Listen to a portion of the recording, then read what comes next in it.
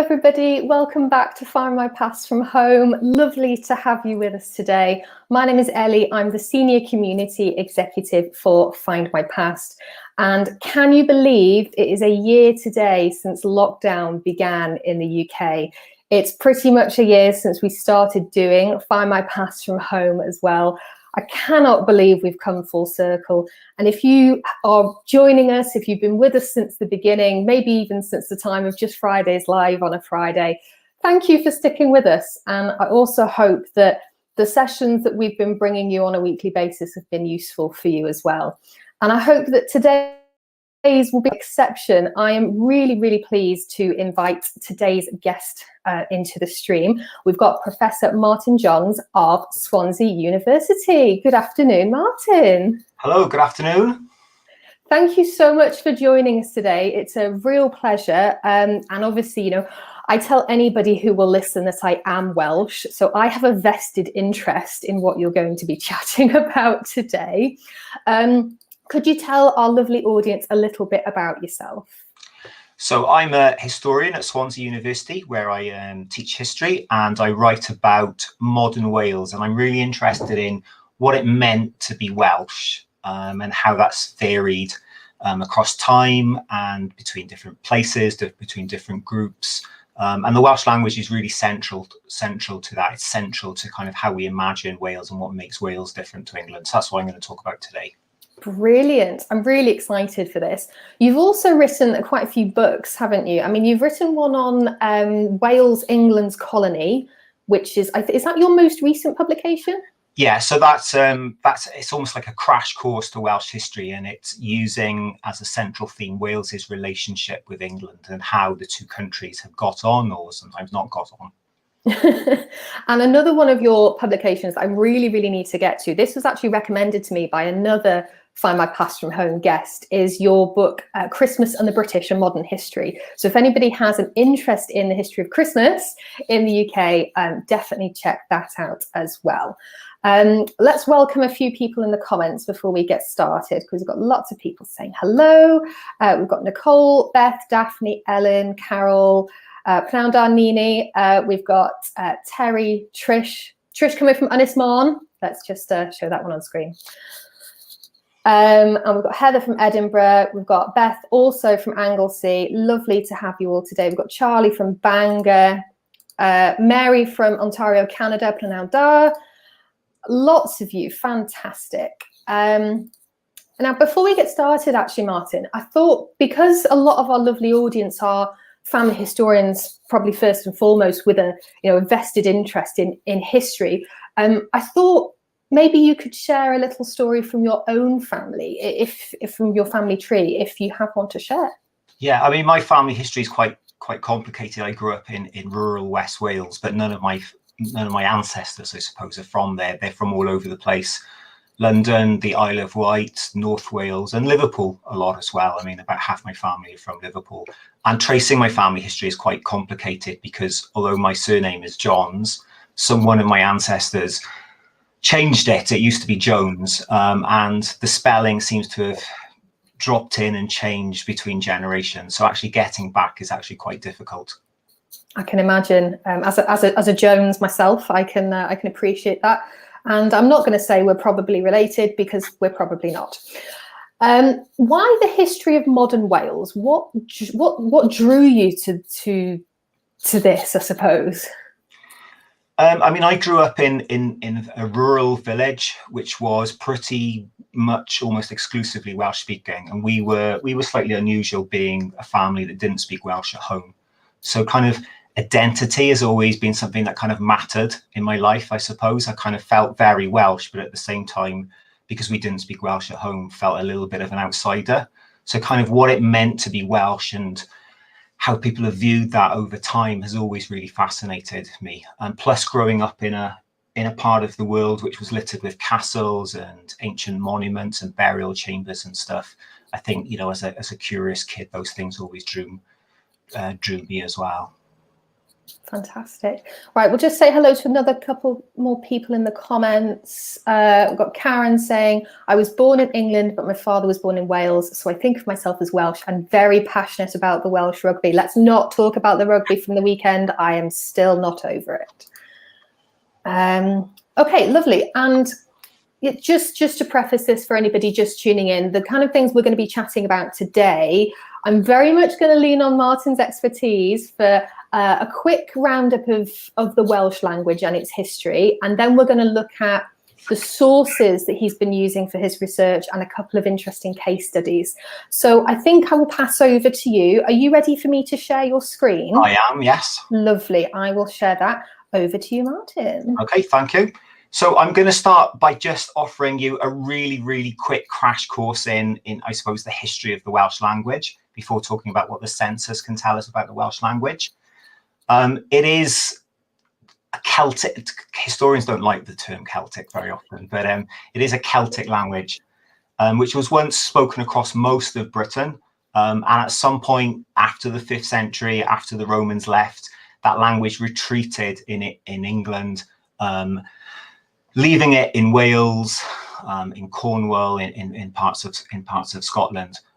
So by the medieval period, Wales is a collection of different independent kingdoms, but one thing they have in common is that they speak a Welsh language, and that makes them different to the people in England. So language was really central to kind of what defined Wales as a place.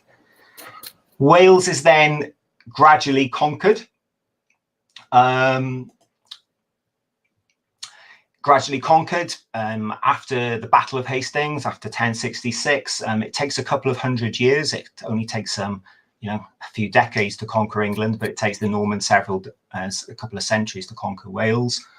It happens in a very piecemeal form, but by the 13th century, Wales is under the political control of England. And in 1536, Henry VIII formally annexes Wales, which makes it politically part of England. So if we think of the Union Jack, for example, the Union Jack is meant to represent the different nations of the UK, but when it was created, Wales was politically part of England, so Wales is not represented on the Union Jack. And what annexed Wales was something called the Acts of Union, and in those Acts of Union there are mentions of the Welsh language. There's a very Tudor, early modern kind of quote up on the screen, which says that because people in Wales speak a different language to England, this has created distinction and diversity between the king's subjects, creating great discord, murmur and sedition. So basically what we see in there is a law that mentions the Welsh language and sees it as a negative thing. But Welsh was never formally banned in any sense. But one thing that does happen in that act is that it becomes a formal requirement that anybody who holds public office has to be able to speak English. English becomes the official language of administration in Wales. And what that meant was that Welsh was very much a second-class language. It wasn't formally banned, but it was a second-class language. If you wanted to get on in life, you needed to be able to speak English. And that becomes a recurring feature in Welsh history. In the 19th century, by the start of the 19th century, Wales is starting to industrialize, become one of the world's first industrial nations. Iron, copper, slate, but in particular coal. Wales was very rich in coal, which was the 19th century oil. By 1800, probably about 80% of the Welsh population spoke Welsh, and the vast majority of them only spoke Welsh. So English is really only spoken by the middle classes, the upper classes, and around the borders. We're talking about a pretty exclusively speaking Welsh, pretty exclusive Welsh speaking place. But actually no one asked. No one counted these things until the 1891 census. And what I'll spend the rest of the talk about is talking about what the 1891 census tells us about the Welsh language. For the first time anyone counts the numbers of Welsh speakers is in 1891, and it reveals that 45% of the population spoke English, 30% only spoke Welsh, and 24% were bilingual. But there's huge variations across the geography. So in Meirionnydd, in the northwest, up here, we have 74% of people, in other words, 3/4 of the population, unable to speak English. But just 2 counties away, in Radnorshire down here, we have only 7% of people able to speak Welsh. So within, just a few, 40, 50 miles, huge variations. So the question of my research is really, why did we go from a position where at the beginning of the 19th century, 80% of people speak Welsh, to a position at the end of the 19th century where half of the population are unable to speak Welsh. And that happens for a variety of different reasons. Industrialisation brings people in from England. It brings people in from Ireland and from other places as well. So mass population movement brings in the English language. Initially, that helps Welsh because people are moving from the countryside into industrial areas. So you find the Welsh language reinforced in industrial areas. But over the course of the 19th century, migration to work in the coal mines undermines the Welsh language. This is the era of railways that physically brings the English language into rural Wales. Suddenly there are people who are speaking English coming to visit, and that creates a demand for the English language in things like the tourist industry.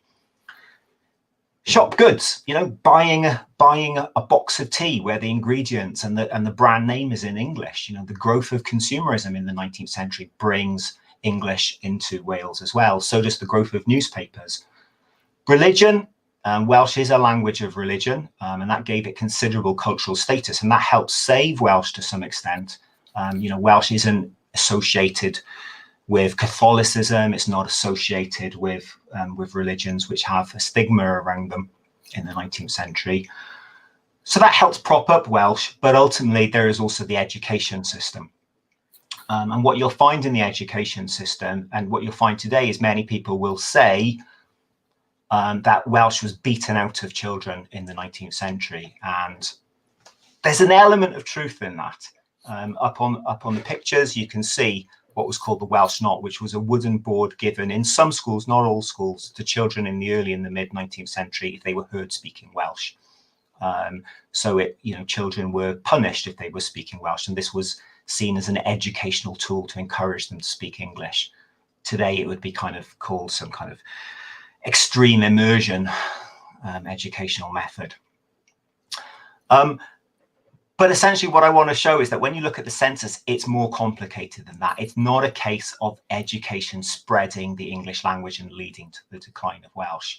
So really what I've been doing is looking at how we can use the census to try and understand why Welsh declined. There's a whole series of cultural factors behind it, but ultimately what decided what language a child spoke, what language community spoke, was individuals.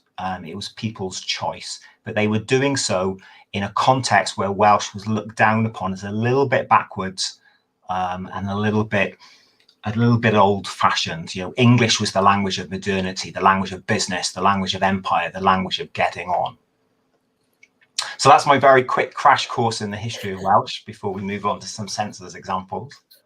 That's incredible. I do just want to say as well, I forgot to say this at the beginning, if anybody has a question for Martin about the Welsh language or the history of modern Wales, please do add it into the comments. We're going to try and do some questions at the end. If you could just put the word question at the beginning, that will really help us pick them out. So please add them in. Just go wild with the questions. Sorry, Martin, back to you. Okay, so the census is the only statistics we have on the number of people who speak Welsh, because everybody is asked it. And that means for family historians, you can find out whether your ancestors in Wales spoke Welsh or not. So I'll say a little bit more about how this actually worked. Now, at the moment, only 3 censuses are obviously available to the public, although the 1921 census will become available at the end of this year.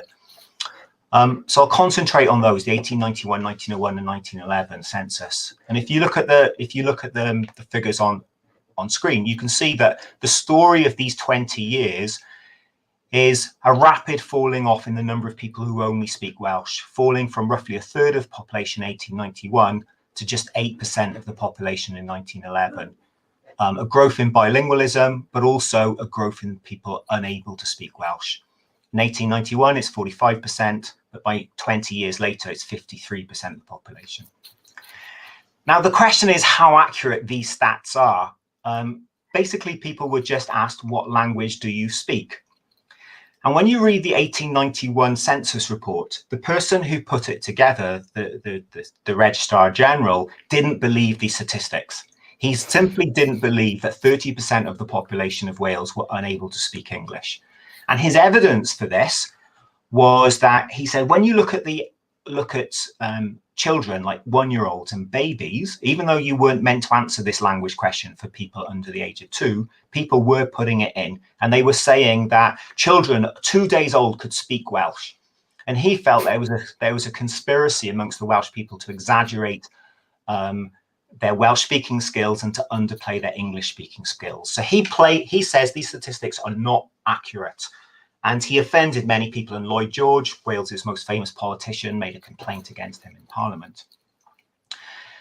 But he was sort of right at one level. There was a campaign in 1891 going on that people should say, we need to make the world remember we have our own language. Tick, you only speak Welsh. There was a little bit of a campaign of that going on. And what we can also see when we look at some of the census reports is that some of the answers people gave don't really make sense. And that's really what I want to concentrate on. But essentially in 1891 and 1901, someone would knock on your door and ask you the questions. And they would ask you what language you speak. They wouldn't try and probably push you to answer in a certain way, but you were asked a question and you told someone the answer. In 1911, the census changes and you're given a form and you have to fill it out yourself, and that affects the data as well, as we'll see. There are other problems in this census as well. In some parts of Wales, the form for England was given out, and in England they didn't ask a language question, so people didn't have a box to tick. They didn't have anywhere to write in what languages they spoke, and that was a problem. Some parts of Wales were also not counted in the statistics because a parish crossed the border, so part of the parish was in Wales. Part of it was in England, so they just counted the whole bit as being in England. I didn't know that. Yeah, so there are complexities around this data. But ultimately, it's just like the census we filled out last week in Wales. You're asked what language you spoke, and there's no definition of what does that mean. Am I fluent? How much Welsh do I need to be able to speak? How much English do I need to be able to speak to say I speak the language? And people interpreted this question in different ways. But what we do see in the census is people made choices. So in the top one, I don't know how easy this is going to be able to, you can see it on your screens, but this is a family in Aberdare, a coal mining town, from 1901. Mum and dad both record themselves as speaking both languages. In other words, they're bilingual. So are their 2 eldest children. But their 2 youngest children are recorded as speaking English only. Now that suggests on the surface that the family took a decision with their youngest children to speak to them in English. And there's actually quite a lot of evidence in people's autobiographies and things like that, that happened, that parents felt in order to help your children get on in life, you make sure they're good enough in speaking English. And the way to really help them speak English is just not to speak Welsh to them. So examples like that suggest that families placed a cultural value on speaking English and no cultural value on speaking Welsh. Here's another example, the one below, where we've got two bilingual parents and all of their children are recorded as only speaking English. But here's an interesting one, again from 1901, Aberdare. Husband is reported as is speaking English only. Mother is reported as speaking Welsh only, and the child is recorded as speaking English only. So do we really believe there are a married couple where husband is only able to speak English and wife is only able to speak Welsh? No. That implies that people interpreted the question in different ways. Maybe some people thought the question meant, what is your mother tongue? Or what language are you most skilled at? And that becomes a real issue. So the fact you have ones like that throws questions around this. That's a really valid point, actually. I came across my my great-grandfather in the 1911 census, and he was a young boy and he was living with his family in North Wales. And his parents are down as speaking both, and he is down as only speaking Welsh. So maybe does that suggest that either he wasn't old enough to go to school yet, or maybe they only spoke Welsh at home? I don't know. Interesting insight. Yeah, that's quite common, and it suggests that family spoke Welsh at home and that he hadn't learned enough English yet to record himself as being English speaking. But it also raises questions that, although we have an education system that in this era is designed to teach people English, it clearly wasn't working. Let's think about communities, because communities really matter. This is a bunch of houses in a place called Llanelli in Breconshire, which is a rural mining community. There's a coal mine nearby. So these are the houses, scattered houses, that we'll be looking at on the next screen. And what you can see here is just a few houses in the middle of nowhere, essentially, you've got families who are recording themselves as only speaking English, families who are recording themselves as only speaking Welsh, and some bilingual people. Now, if those answers are correct, you have neighbours unable to speak the same language as each other. Now, in a rural place like that, you're dependent upon each other. You know each other, you're working together, your kids are getting on together. Language, you need to have a common language. And the dynamics of what language is spoken around you become really influential in making the decision on what language you bring your children up in. If you're in a community where everybody's speaking English, then you are more likely to bring up your children in English. And that's something the census shows. If we zoom in on one of these families, so this is one of them. In 1891, again, we've got this issue where dad and mum are recorded as speaking different languages. So they're probably bilingual. Dad is Welsh, mum is English. All the children are English only. And then there's a father. The father is Welsh speaking. Now, if this is right, we have gone from the grandparents speaking only Welsh to the grandchildren only speaking English. And that is essentially the death of a language in 2 generations. And that's what contemporaries said was happening. Grandparents were bringing up their children bilingually. The bilingual children were deciding to bring their children up only in English. And within 2 generations, you have a language change. But when you look at the same family in 1901, it's not very clear on the reproduction, but both parents are actually recorded as bilingual, so they've changed their answer from 1891. And the children are still recorded as English only. So again, that reinforces the idea that these children didn't actually speak Welsh. So with any family, it's always worth looking at the language question in more than one census to see if there's any change. Yeah, I think that's a really sensible suggestion to any historian, family historian. Make sure you go in and you cross-reference, because I think what we can see so far is that there are inconsistencies, people misinterpreting the language question. And I think your point about communities as well is it's really important to remember for context, because as you said, if you've got one household that is Welsh speaking only, and then you've got another household just down the way that's, it raises a lot of questions. Community is everything. I mean, here's another family from that same cluster of houses in Llanelli. In 1891, they are all recorded as only speaking English.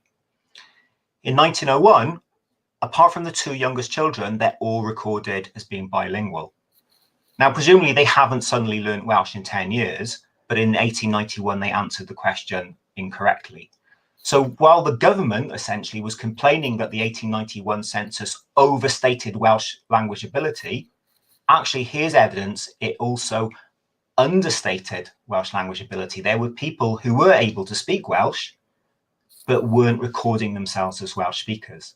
Now, whether that was for cultural reasons, who knows? But again, it's another family who appear to have raised their eldest children bilingually, but their youngest children not bilingually. Or is that because by the time the youngest children have grown up, the village has shifted enough that English is all around them, so they're not hearing Welsh and they're not picking it up?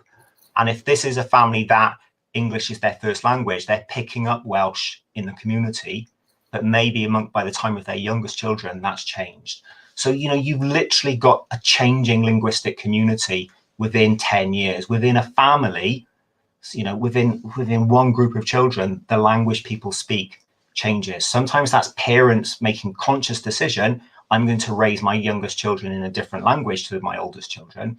But sometimes it seems to be that the language of the community has changed. And once that happens, everything changes. Yeah, I suppose I don't know whether it's maybe sometimes a conscious, sometimes a not so conscious decision to just go with what the community is doing. Something you said earlier about the railways having an impact. Being from North Wales, the railway was something that we were taught in schools, and how important it was. And you've got this line that it still runs all the way to Holyhead, and I hadn't quite, until you just said it now, I hadn't quite understood the impact that railway of having all of these tourists and people coming along and maybe even settling would have had on North Wales. And yeah, this is making me think in a whole other light. And railways gave out their instructions in English.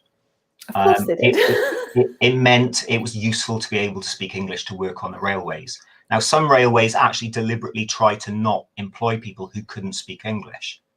But that caused a fuss, and there were questions asked in Parliament, and they denied they were doing that. But clearly, at a local level, if you were in a community where there was a railway, speaking English was an employment opportunity. So again, we're not talking about a situation really where Welsh has been beaten out of children, but where all the cultural and economic factors are encouraging families to turn to English. In some places. In fact, you say that about, English being very much the language of the railways. I mentioned earlier about my great-grandfather who only spoke Welsh when he was younger. He and his brothers, I think he had 4 brothers, they all worked on the railways. And I know for a fact, eventually, they all ended up speaking English. Yeah. And those kind of stories are really common, I think. But the further west you go, the more isolated Wales is. I mean, I partly picked this village because this is where I grew up, Hermon in Pembrokeshire. In 1901, it was 100% Welsh speaking. And at the 1901 census, only 20% of the village could speak English.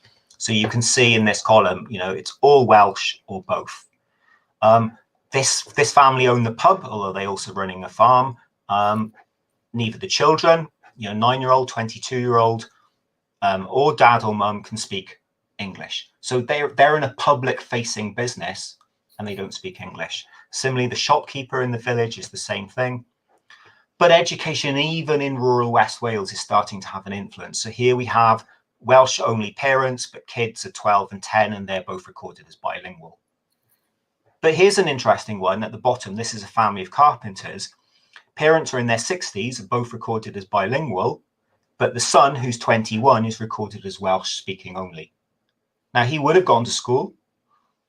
He would have learned some English there, but he's clearly not feeling confident enough to record himself as an English speaker. How old is he there? I can't read He's it. 21. Yeah, so even age 21. Yeah. That's but you jump forward 10 years, and Gwilym the carpenter has suddenly said he's bilingual.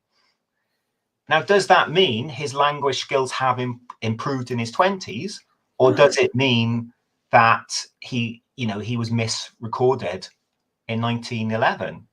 And there's really no way of knowing. And, these things raise interesting questions. Next door to these carpenters are just a reminder of how communities are interacted. This is a family, a widow, she's a collier's widow, a miner's widow. They all speak Welsh only. They don't speak not recorded as speaking English. But the children are all born in Treorchy in Rhondda. So even in rural West Wales, here is a family who presumably had moved to work in the mining industry. They'd had children there, and then husband dies in a mining accident and moves back, and mother moves back to where she grew up in rural West Wales. So these industrial rural communities are in connection with each other. And that both helps the English language, because you've got people coming from parts of Wales where English is more spoken back for the summer to help on the farm or to visit mum and dad. But it also helped Welsh, because you've got the Welsh language moving into industrial areas, reinforcing it there. So, we need to remember communities are connected to each other. Yeah. Now, by 1911, people are asked to fill out the form themselves. Now, if you've got a community where people don't speak English, you can't give them a form in Welsh, in English. So in 1911, we see the first Welsh language forms. And here's I an love example. these. Love them. And this again is from Hermon, the village we just looked at. But what's interesting here is the mother, who's 55, has written in that she only speaks Welsh. But instead of writing Cymraeg, or Cymraeg, as you'd say in Pembrokeshire, she's written Welsh. Now, has she done that because she's trying to show off a little bit of status? No, she does know a few English words. Or does she feel that's helping the census person? Why? That's really strange, isn't it?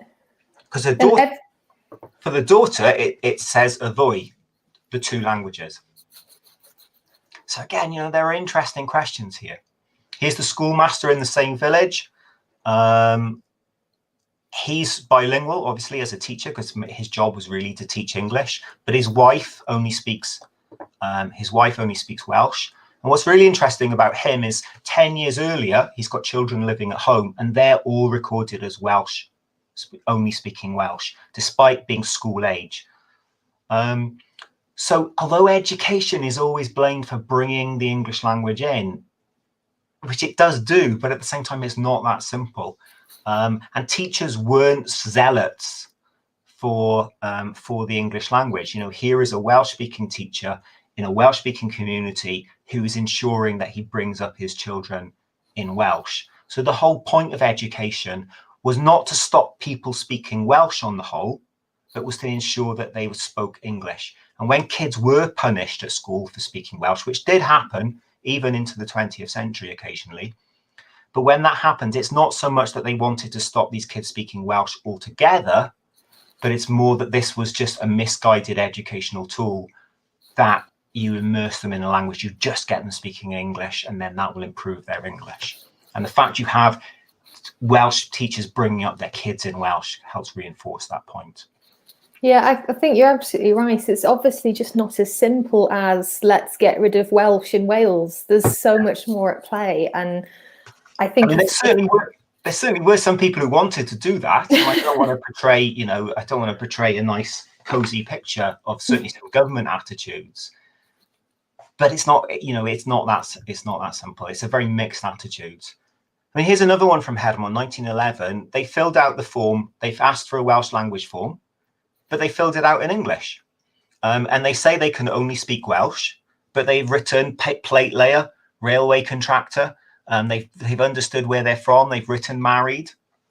So, do they really only speak Welsh?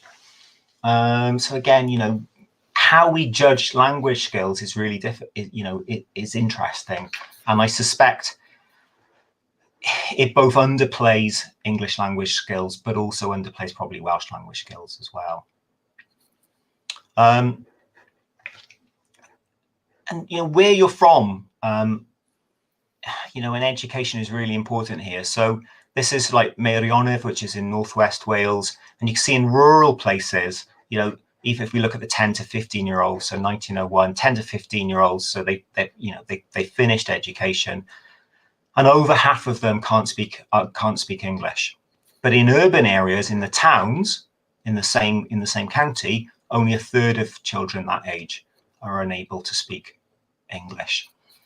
So again, whether you're in the countryside or the town makes a huge difference. It's whether you're hearing English in other places. Whether you're coming in contact with tourists, with visitors, with middle-class people, with professions who use the language, the context is really important. And that meant there was a difference for men and women as well. And if we look at men and women, of working age, so, the proportion of women who only speak Welsh is consistently higher than the proportion of men who only speak Welsh. So women not going into the world of work, not mixing with different kinds of people, are less exposed to the Welsh language, to the English language. So I'm not trying to underplay the importance of English for spreading, I'm not trying to underplay the importance of education for spreading the English language, But work is really important as well. People are learning languages as adults as well as children. But really, it's what happens in families that is important. Now, often we talk about the mother tongue. We talk about what our first language is, and we use the word mother's tongue because there is some suggestion that what language your mother speaks is really important to what language the children are raised in. And that doesn't always quite play out when you look at the census returns. So here is a family where, so we've now moved to the Rhondda, so a coal mining community in 1911. Father is reported to be bilingual. Mother, only speaking English, and all the children only speaking English.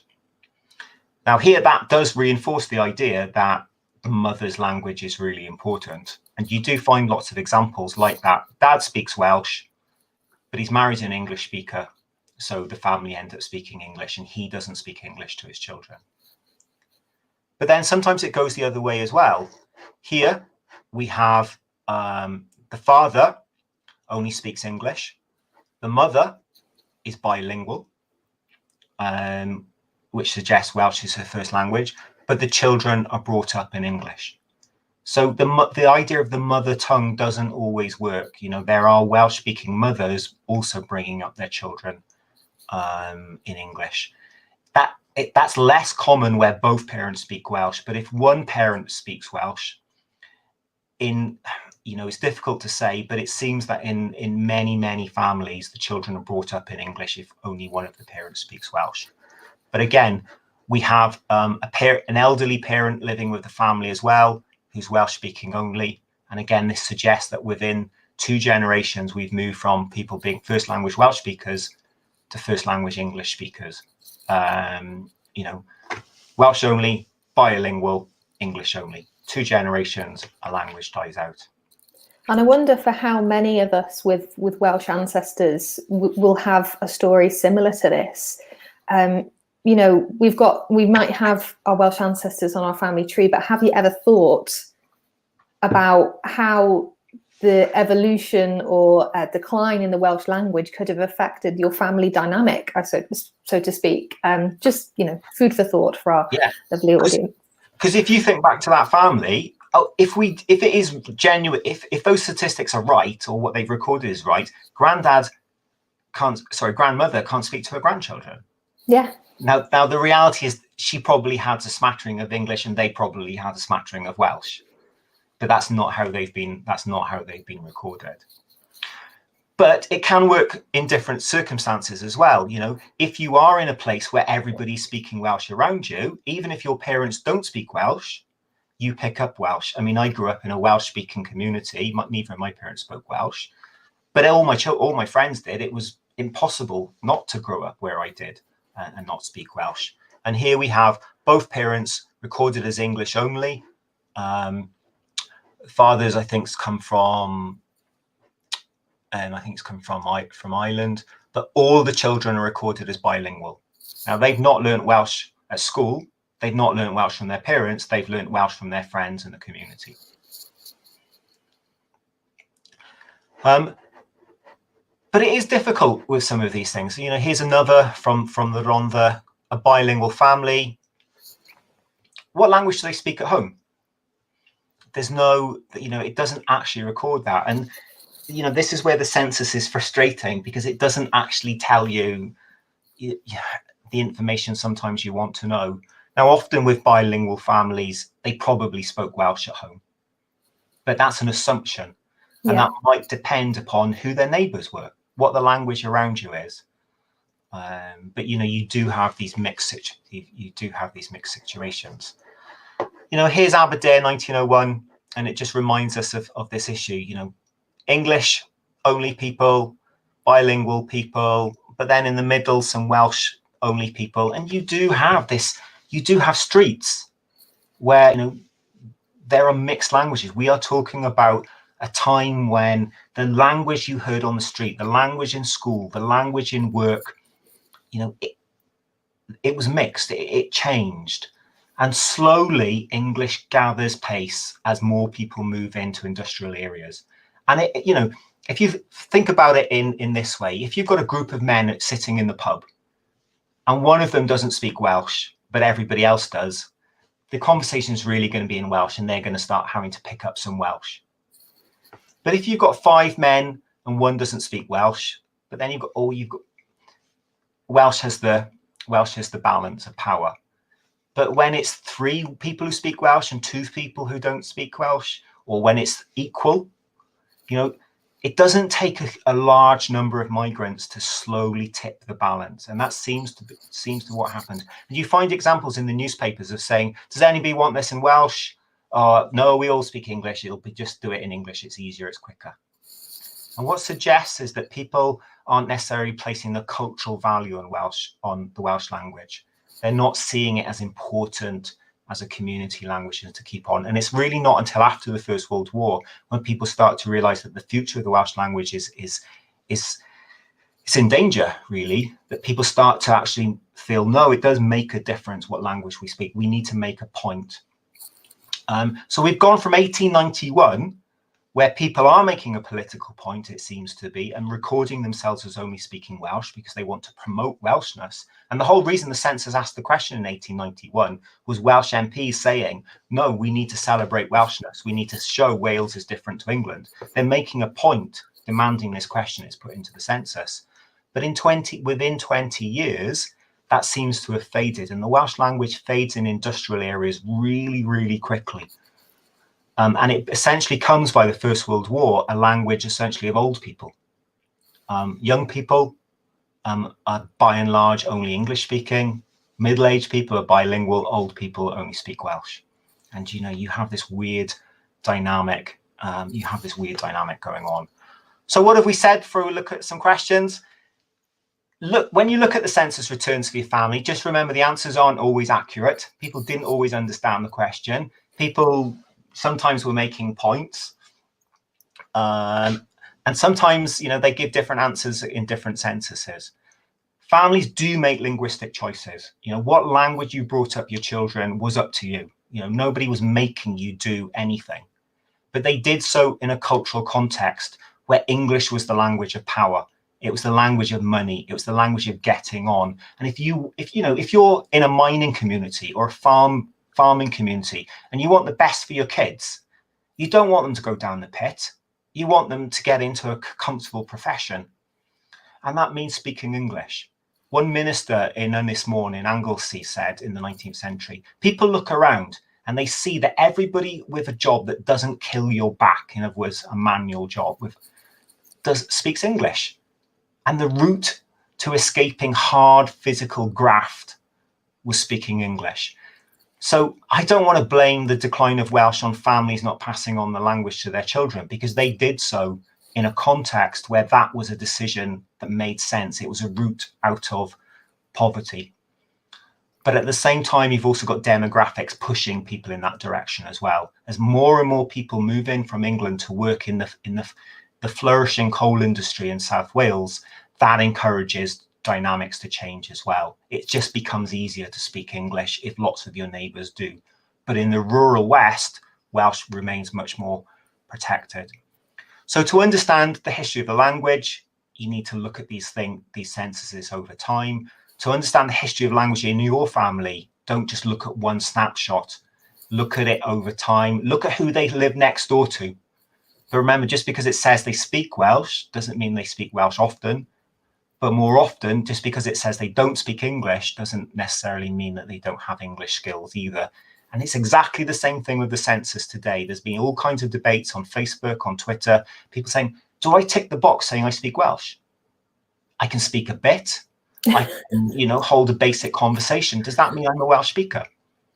And whether you tick the box or not, partly depends upon your confidence, but also depends upon whether how you want to be seen. You know, you're making a statement to your people in your family who are going to follow you. Do I want to be seen as a Welsh speaker? And today there is cultural status to being able to speak Welsh. But in this era, for some people, they probably were a little bit embarrassed to speak Welsh. and people underplayed it. So I think the census underplays the levels of Welsh speaking and underplays the levels of English speaking. I think the reality of Wales in this era was more bilingual than we might actually think. Diolch yn fawr. That was just fascinating. Are you ready for me to unshare? Yes. Lovely. I know that was quite a whistle-stop tour, so to speak, but there's just so much to unpick, and everybody has been doing it in the comments as well. One of the things that actually stood out for me, if I scroll back up through the comments a little bit, let me see if I can find it. It was a comment about the London Welsh. I can't find it now. Yes, here we go. The London Welsh population would have been missed out, because I suppose, the census forms that you were filling out, if you were in England, if you were in London, they wouldn't have had a question, do you speak Welsh? So that's, a whole demographic that we've just lost. Absolutely, and that's still an issue today. Especially with, say, the census is held in the university term time. So, you may well be, a fluent Welsh speaker from a fluent background. You're going to come back to Wales, but you're at university in Bristol, so you're not recorded in any of this. So while I think the census at the moment overplays the number of fluent Welsh speakers in Wales, it underplays the total number because there are fluent Welsh speakers in England. And this was especially true in this period. Not in London, in Manchester, in Liverpool, but other northern towns as well. Liverpool in particular had a flourishing Welsh language community. There were chapels in Welsh.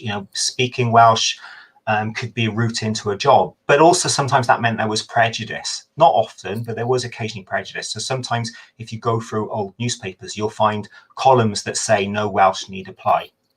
And there does seem to be a little bit of sense that sometimes Welsh migrants to Liverpool were a bit flighty, a bit unrespectable. But the level of prejudice they faced was nothing like the level the Irish faced. So absolutely, there were strong Welsh-speaking communities in the big cities of England who aren't counted in this. And just over the border as well, I noticed somebody put, my grandparents, David Owen, put my grandparents living on the English side of the border were bilingual. My uncle's born 1900, spoke Welsh only until he was 5. My dad, born 1904, was not taught Welsh in the home. What he did know, he picked up in chapel. And again, those kind of stories are really common because communities don't follow political borders, which are basically just lines, aren't they? They're invisible. You can walk from Wales to England and vice versa and not notice you've left one country and entered the other. So yeah, especially in border areas, there were plenty of Welsh speakers on the English side of the border, and whether they passed the language on to their children was a personal choice, and many thought there wasn't really much point. Yeah, absolutely. It's like for me, I mean, I'm not fluent. I can just about get by. But I live in Scotland. I've lived in Scotland for the past 5 years, and I'm never going to have a question here on the census for next year. Do you speak Welsh? It's just not going to happen. Let's have a quick look through the comments, and we'll just pick out questions. Lots of comments about that. Learning the Welsh language. Have you got any tips for anybody who's keen to learn?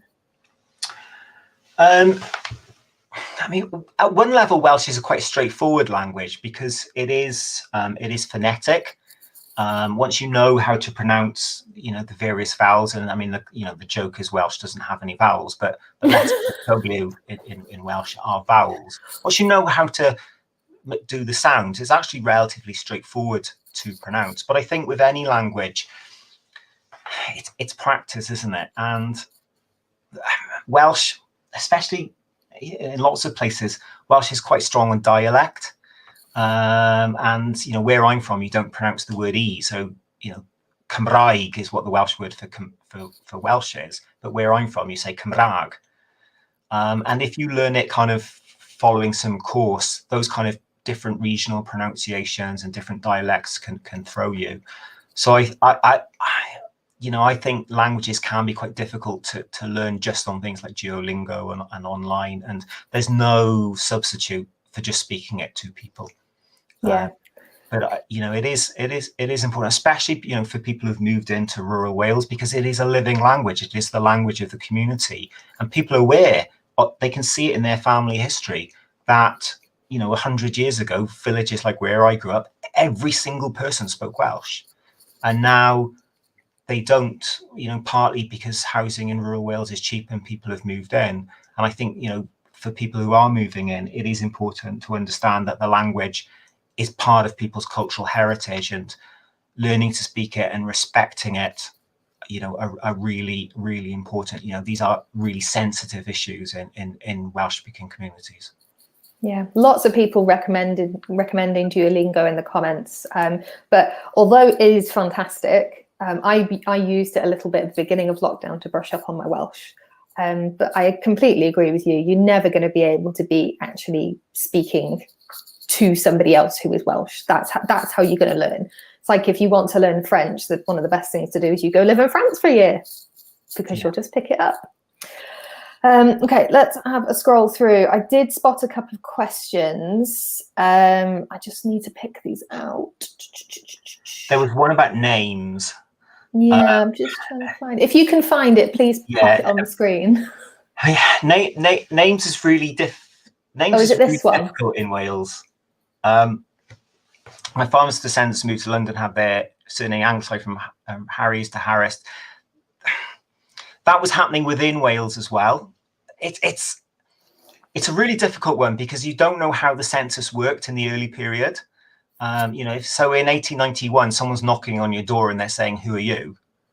And you answer, and they often misspell when they're writing it down. It's not necessarily how it's recorded in the census, isn't necessarily how families recorded it. And you have variations, and sometimes even with, like I said, within my family, it moved back between Jones and Johns. It's really difficult to understand why that happened. Sometimes it's just misrecordings, but certainly it's happening within Wales as well as within England. But as with any migrant group in England, if you have a name that's difficult to spell, people often kind of simplify it, partly to kind of assimilate, and partly just because it makes life easier for other people. We've got a question from Gaynor here as well. Let's just pop this one up. When did they stop speaking Welsh? When I grew up, we weren't taught Welsh. I can remember a discussion in school, and in various things I was told it was illegal at one point. It's very common to say it was illegal at one point. It never was. But as I said, in the early to mid 19th century, the whole point of education in rural areas was seen to teach people English. And the belief at the time was the way you teach people English is you just get them to speak English. And, this is an education system that was brutal. This is kind of Dickens's time where, you get your sum wrong, you get clouted around the back of the head. You're late for school, you get clouted around the back of the head. You're cheeky to the teacher, you have to stand in the corner and you get clouted around the back of the head. So speaking Welsh was another example of that. So it's not so much it was illegal or banned, but that was seen as an education method, that you basically just get kids to speak English. But it doesn't work. Imagine you've got 20 8-year-olds in front of you who never hear the word English, never hear a word of English in the community they live in, because they're in the middle of nowhere in rural Wales. There's no television, there's no radio. The only place they hear English is in the schoolroom. And what the teacher is doing is literally putting up words on a board or giving you a book to read. And he's telling you, this is how you say this word. And you repeat after him. And if you get it wrong, you get a clip. And if you ask what the words mean, you get a clip. And what education inspectors were finding was they were going around rural schools and finding children could read words in English to them. You asked them a question, they had no idea what they had just read. Because if you don't use Welsh in the classroom, how is anyone going to know what any of these words are meaning? And if you're not hearing any of these words anywhere else, it's not working. No. So basically the Welsh Not, this idea of punishing children for speaking Welsh, falls out of practice in the middle of the 19th century because it doesn't work. However, some teachers were backwards and still use it right up into the turn of the 20th century. But they're not doing so out of any education policy. They're doing so because that's what they thought worked. But in practice, in practice, it didn't work. And even the teachers who use it, you can see that in the school records, them giving up on it, or saying, sometimes, teachers say, I've banned Welsh in my classroom, but then in the next entry in their school logbook, they're talking about explaining things to kids in Welsh. So the image is Welsh was banned in the classroom. The reality is, for the teachers who did follow that through, it just didn't work. And by the late 19th century, it's unusual. It does still happen, but it is unusual. But at the start of the 19th century, when kids are getting beaten for anything in school, it's very common. Thank you. That's great. Got a question from Mary here. I've gotten back to my 5 times great-grandfather, Henry Jones, born in Chester, Cheshire in 1741. I'm looking for the first Welsh-born Jones, but I've heard that part of Chester was at one time part of Wales. Is this true? And if so, where would I find detailed maps or information? The border does fluctuate. It's not really fixed. I mean, it's not really written down clearly until the Acts of Union, which parish is in which, is in which country. And some parishes are moved from Wales to England in the 16th century. So parts of Cheshire, I think, are in Wales before the 16th century.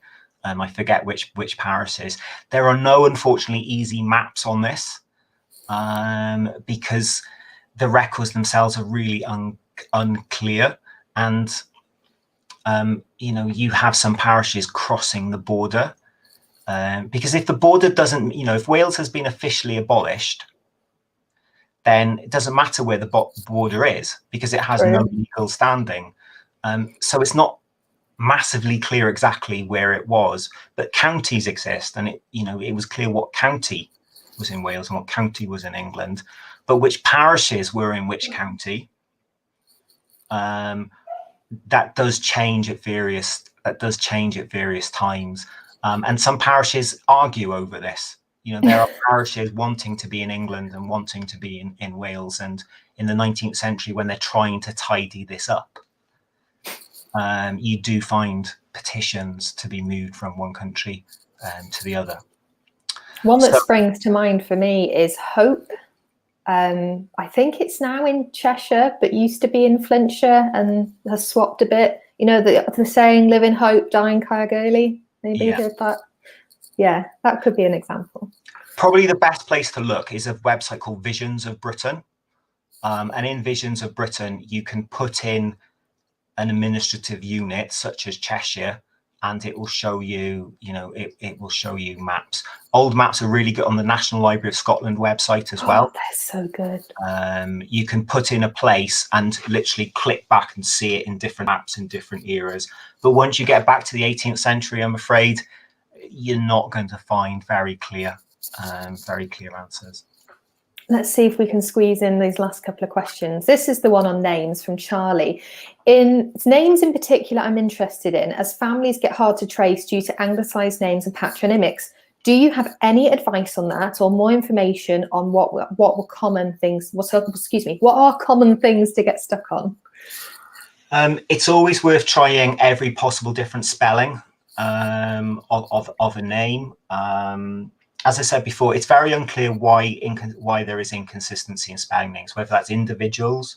And if you're talking about illiterate people, when they give their name to someone, then, maybe it's not surprising that one recorder uses a different name to another recorder. So V's and F's are confused because, the F in Welsh is pronounced as a V in English. So you can substitute those, but there isn't really a kind of a very straightforward way of doing it. And Wales does have a limited number of surnames for various historical reasons. I'm afraid there's no easy way of doing it. Yeah, Victoria actually asked something very similar. What's the best place to find Welsh names and then anglicised versions? I think your advice of just trying the different spellings and just having a note somewhere in your family history research of any ways it could be spelt, that would be good. And then to try each one and use your wildcards as well when you're searching. There's probably a website, isn't there? I feel bad. I don't know. I mean, if there's not, I feel like there's a gap in the market. I think there was one last question. We've got one here from Karen. Is Welsh taught in schools now? It is, and basically from the 1890s, you find this big debate saying, why aren't we teaching our language? Just at the same time as why aren't we asking this question in the census? So from the 1890s onwards, you start to find Welsh taught more commonly in schools. And then the first Welsh medium schools, which means all the lessons are in Welsh, developed just after the Second World War, and they slowly grow in subsequent decades. And then when the first ever national curriculum is introduced in 1991, Welsh was on it. So since 1991, every child in Wales has to be taught Welsh from age 4 up to 16. And what the census shows is that that's led to a massive increase in the numbers of Welsh speakers amongst young people. And we'll probably see a big increase in numbers, I'd expect, among young people in the 2021 census. So yes, every child in Wales has to learn Welsh, with mixed results, I have to say. I think I'm one of those mixed results.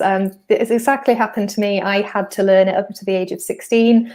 When I got to 16, I had the choice of taking a GCSE full course in Welsh or like a half course, and I chose the half course. But I think that sort of brings us nicely. We're sort of at the top of the hour now. Thank you everybody for your insightful comments and questions. As usually, the hour just completely runs away with us. I don't know where it's gone, but it's been a fascinating chat. So Martin, thank you so much for coming on as a guest today. It's been an absolute pleasure to chat to you. And I feel like I've learned so much about my own language that I don't speak much of. But, that's a discussion for another day, I suppose. Is there any parting words of wisdom you have for our lovely community? No, just respect and value the Welsh, value the Welsh language. It's a great piece of kind of cultural heritage. It's a really important part of kind of Welsh culture or British culture as well. And it has suffered over the centuries. We've not always been respected. So celebrate Welshness, celebrate the Welsh language. Diolch yn fawr. Thanks for listening. Lovely. Right, tomorrow, everybody, Paul Nixon is going to be back to discuss regimental numbers for the British Army. So if you have a military ancestor, it should be useful for you. And also Jen is going to be back on Friday for Friday's Live. And her theme of the week this week is going to be around natural disasters. So start thinking about if your ancestors were affected by any in times gone by, ready for question of the week. So thank you, everybody, for listening. Thank you, Martin, for coming on today. It's been brilliant. And I hope you all stay safe, stay well, and tune in again with us soon. So take care, everyone. Bye-bye.